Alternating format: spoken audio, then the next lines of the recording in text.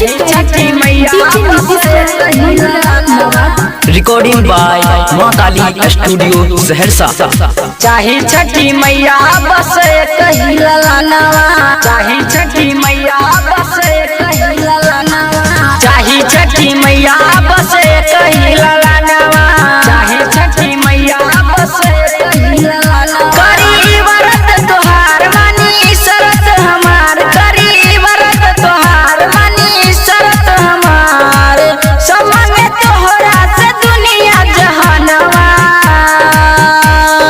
चाहे छठी मैया बस कही ललनवा, छठी मैया बस कही ललनवा, चाहे छठी मैया बस कही ललनवा, छठी मैया बस कही ललनवा। डीजे नीतीश राज, छठी मैया बस कही ललनवा, छठी मैया बस कही ललनवा। रिकॉर्डिंग बाय मां काली स्टूडियो सहरसा।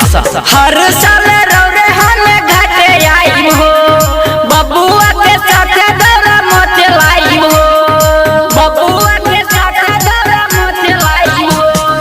हर साल रौरे हम घाटे आई हो, बबुआ के साथ दौरा मोते लाई हो। पूरा कदा सुन माई हमरो सपनवा,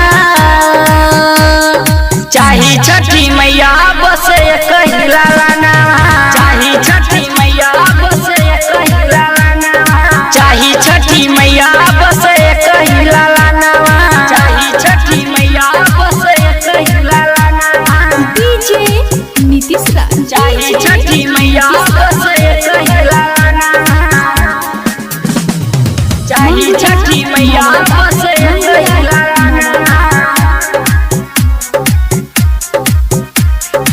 अचरा पसारे ले बजनिया हो, कब माय बसैबू हमर दुनिया हो, कब माय बसैबू हमर दुनिया हो।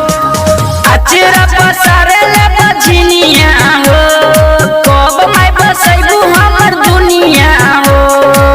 गायक सिकंदर से गवाइब भजनवा, चाहे छठी मैया बस कही ललनवा,